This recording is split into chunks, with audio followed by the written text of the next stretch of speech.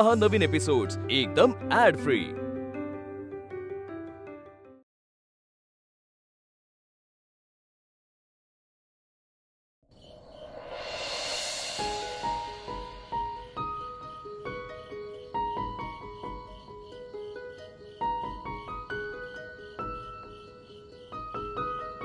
अहो बोला, या बसा।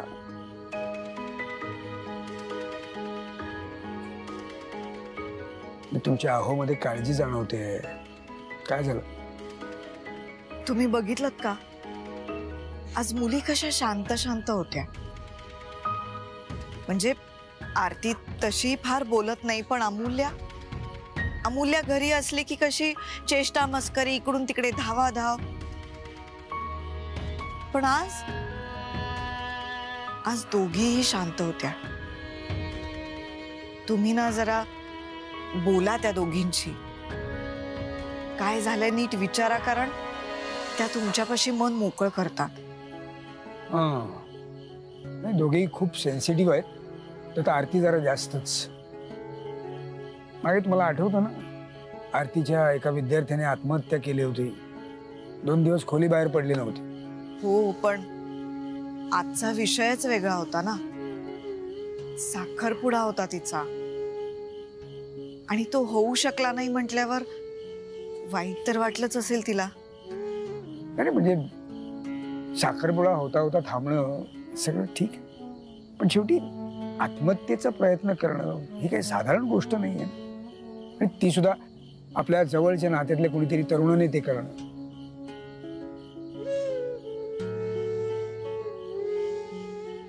त्या मुली सुद्धा तरुण आहे, त्यांच्या मनावर याचा परिणाम होणार डेफिनेटली। पण ठीक आहे, तुम्ही काही काळजी करू नका, मी बोलतो त्या दोघींशी। अरे या बघा आल्या, ये अरे या तिथे का उभे आहात? या पुढे या अशा।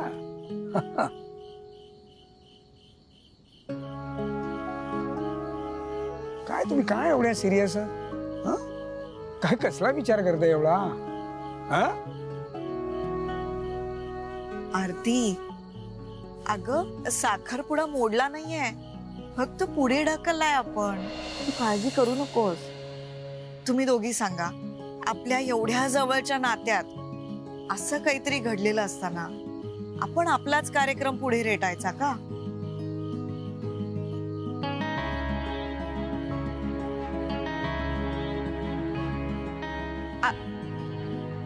अगं वेडाबाई, आरती काय झालंय?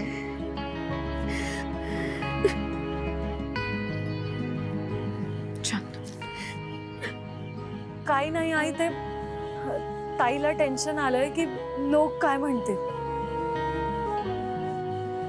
आणि आई, तू तिच्या लग्नाचं मनावर घेतलं होतंस ना, त्यामुळे तुझी काळजी वाटते तिला। किती काळजी करशील सगळ्यांची? शांत हो, आणि इकडे इकडे बघ, इकडे बघ, माझ्याकडे बघ।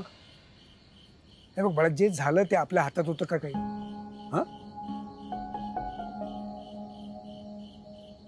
आणि तुला माहितीये का, गौतमच्या वडिलांचा फोन आला होता की लवकरात लवकर पुढचा मुहूर्त काढूया म्हणून। मग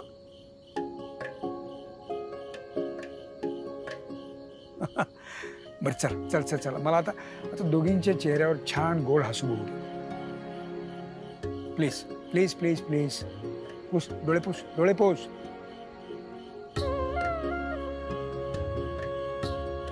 हा बरं अमूल्या, त्या सार्थक आणि आद्यापैकी कोणाचा काही फोन वगैरे आला होता काय? कसा आहे तिचा भाऊ? आउट ऑफ डेंजर आहे ना आता? खरं सांगायचं तर मला त्यांच्या घरी जाऊन त्यांना भेटायचं होतं, पण कसं आहे ना, या अशा घटना ज्यांच्याकडे घडतात त्यांच्या घरी कोणी गेलेलं त्यांना आवडत नाही, म्हणून मी गेलो नाही। नाही अण्णा, फोन तर नव्हता केला, पण कुणाचा काही फोन नाही आला म्हणजे बरा असेल तो.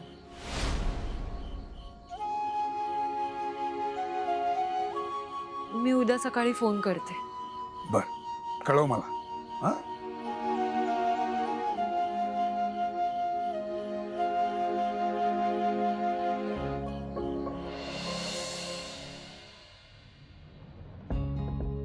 एक फोन नाही दोघांचा. काय चाललंय मला काय कळत नाही. वेदांत समजू शकते मी, पण विक्रांत मला काही ना काहीतरी मेसेज करत राहील, व्हिडिओ फॉरवर्ड करेल. पण आज एक मेसेज नाही, एक फोन नाही या मुलाचा. कुठे बिझी झाला हा इतका? मला काही झोप येणार नाही. आद्या, काही खायला हवंय तुला? नको. तूच खाल्लंस का काही? सकाळपासून इथेच आहेस. नाही नको.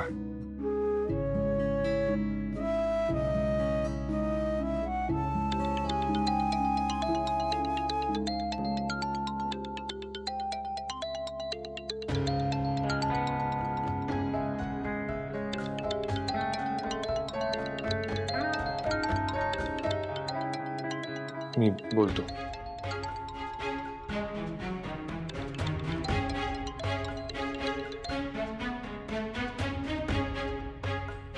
हाय, बोल. अरे वेदांत, कुठे आहेस तू? आणि विक्रांत कुठे आहे? अरे एक फोन नाही रे तुमचा. माझं मन काय थाऱ्यावर नाही बघाच.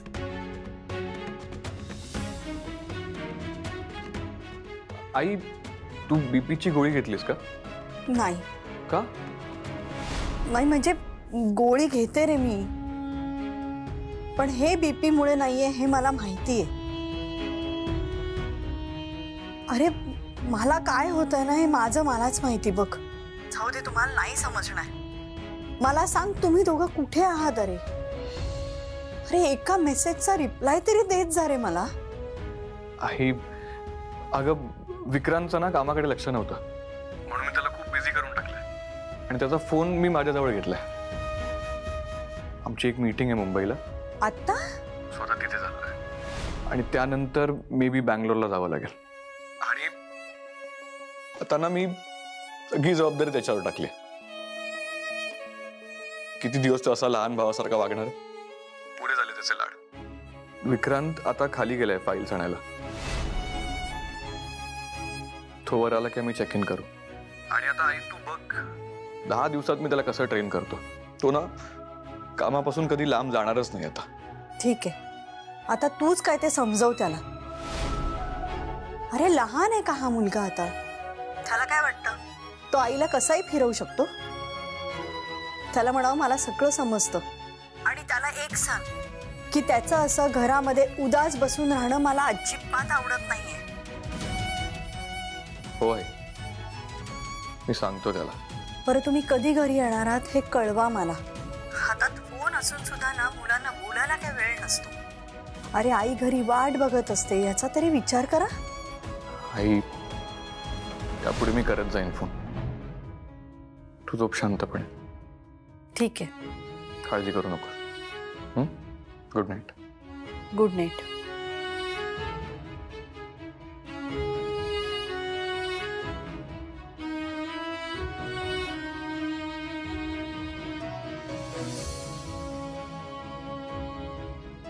आद्या, तुझा मी थांबतो विक्रांत सोबत. आणि हो आद्या, आईला यातलं काही कळायला नको.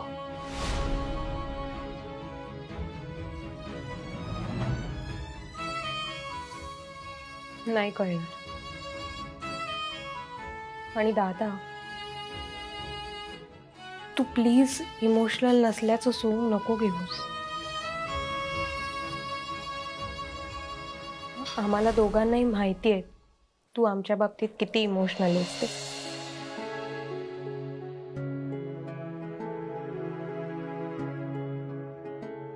आणि तू लवकर बरा हो आणि घरी ये. मग एवढी भांडणार आहे ना मी तुझ्याशी, बघच तू. Good night. आणि त्या सार्थकच्या घरच्यांना परत आठवण करून दे, नाहीतर तुझे सासरे आणि त्यांची ती लाडकी मुलगी उगाच आपल्या घरी कॉल करतील. डोंट वरी, मी बोलीन त्यांच्याशी परत. लवकर बरा हो.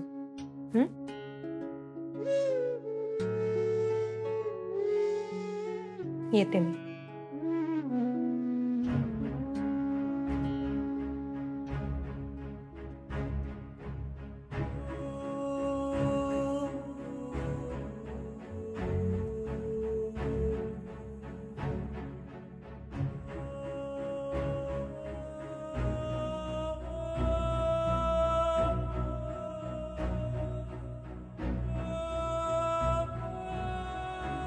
कोण असेल ती मुलगी जिच्यासाठी विक्रांतने हा वेडेपणा केला?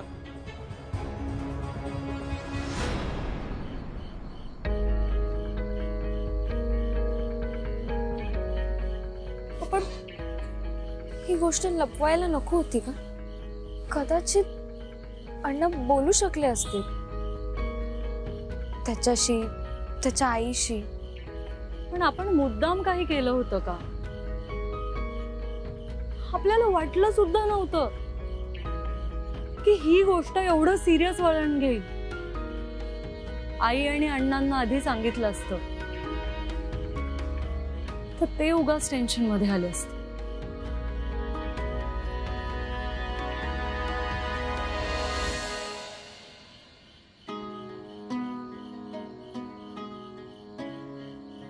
हे बघ, आपण आधीही बोललोय आणि तेव्हाही मी तुला हेच सांगितलं की ह्या गोष्टीसाठी तू स्वतःला गिल्टी मानू नकोस.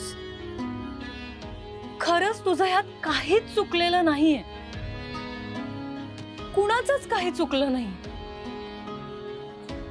आपण त्याला दुखावलं नाही आणि आजही आपण हाच विचार करतोय की तू लवकरात लवकर बरा व्हा.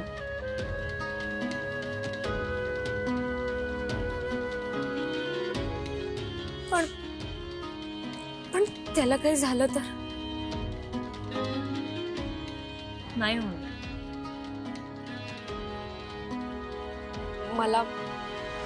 मला त्याला एकदा भेटायचं आहे अमूल्य, नक्की भेटायचं. हो, एकदा तू बरा झाला ना की आपण नक्की भेटू. तुला सांगू अमूल्य, मी कधीच प्रेमात पडले नाही. मला नव्हतं माहिती आपण एखाद्यावर जीव टाकला की आपलाच जीव द्यावासा वाटतो. खरंच इतकं टोकाचं असतं का प्रेम? आणि असं प्रेम होण्याकरता आम्ही किती वेळा भेटलोय ग, ते सुद्धा त्या लग्नाच्या गडबडीत. मला सांग ना अमूल्य, मी चुकले का? मी त्याला सांगून टाकायला हवं होतं ना की मला तू नाही आवडत. घरात जेव्हा लग्नाच्या गोष्टी सुरू झाल्या तेव्हा सुद्धा आईला, अण्णांना, विक्रांतला, सगळ्यांना सगळं सांगायला हवं होतं का? असे एक नाही अनेक प्रश्न आहेत माझ्या मनात आणि यातल्या कुठल्याच प्रश्नांची माझ्याकडे उत्तरं नाहीये. माझं मन ना मला असं आतून खातंय. म्हणजे एका बाजूने बघशील ना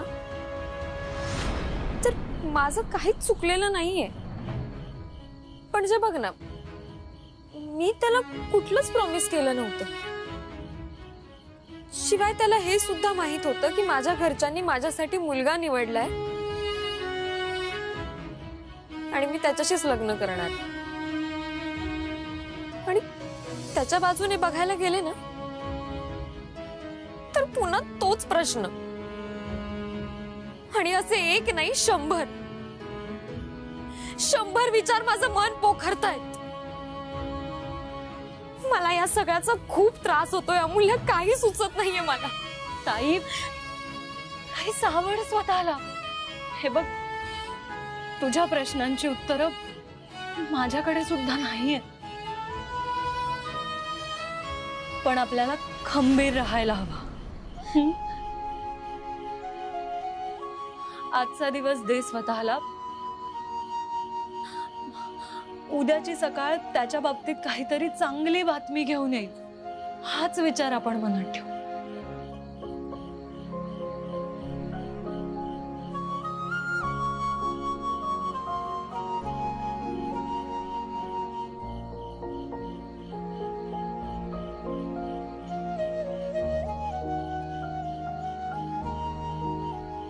चल, उशीर झालाय, झोपूया आता आणि प्रार्थना करू की तो लवकरात लवकर बरा व्हा. तुला भेटायचं आहे ना त्याला. एकदा तो बरा झाला ना की मग भेटूयात त्याला.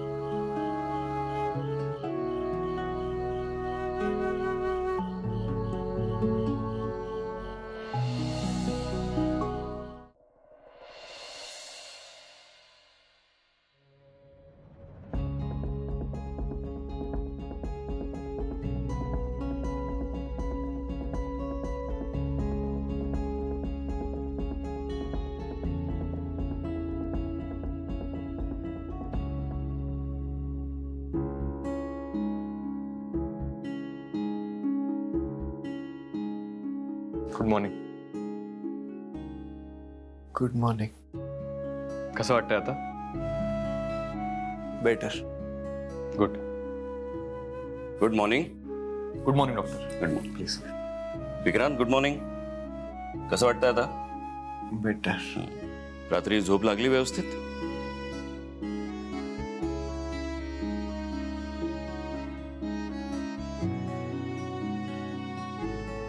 ओके.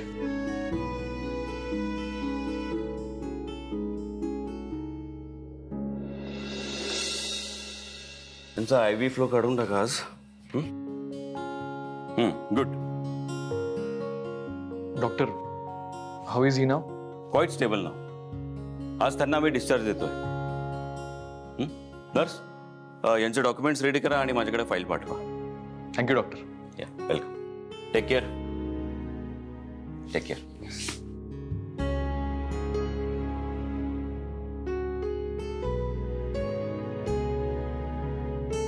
दादा,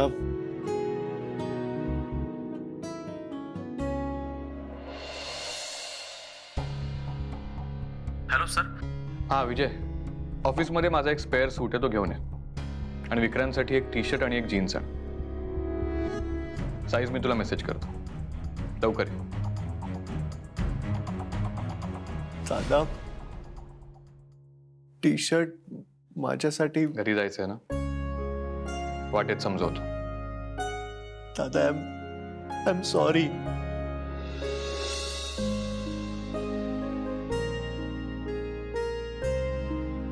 आधी आपण घरी जाऊ आणि मग बोलू. दादा, तू असाच रात्रभर माझ्यासोबत बसला होतास ना, माझ्याशी खूप बोलत होतास ना. मी गुंगीत होतो, पण तरी मला तुझा स्पर्श जाणवत होता. आय एम सॉरी दादा. मला सतत तुझं अस्तित्व जाणवत होतं. आणि खरं सांगू, तुझ्यामुळेच आज मी बरा झालोय. तू आधी घरी चल. तुला काय वाटतं रे? तुझ्या मनात जे येईल ते तू करशील आणि मी सहन करेन. विक्रांत, मी तुझा मोठा भाऊच नाही तर मित्र सुद्धा आहे. इतक्या सहजपणे मी सोडणार नाही तुला.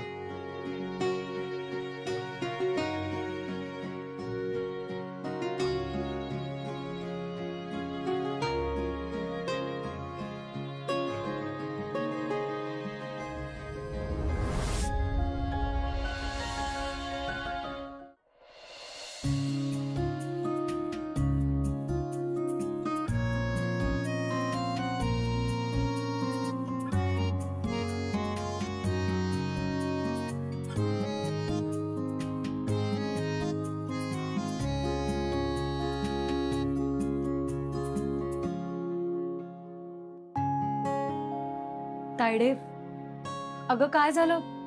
उठून का बसतीयस? झोप ना. नाही, नको.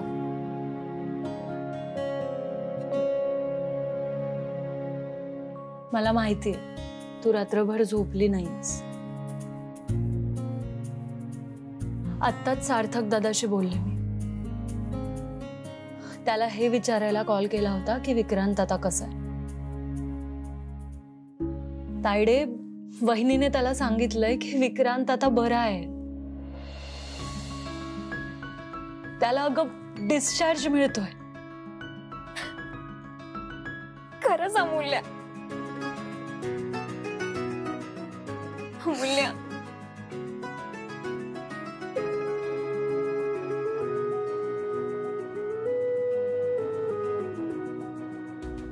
मनावरचं खूप मोठं ओझं कमी झालं. पण मला असं वाटतंय की त्याच्याशी एकदा बोलावं लागेल. पण कसं तेच कळत नाहीये. आपण एक काम करू, त्याला आता डिस्चार्ज मिळतोय ना, तर मग त्याआधी आपण हॉस्पिटलमध्ये जाऊन त्याला भेटू. चालेल.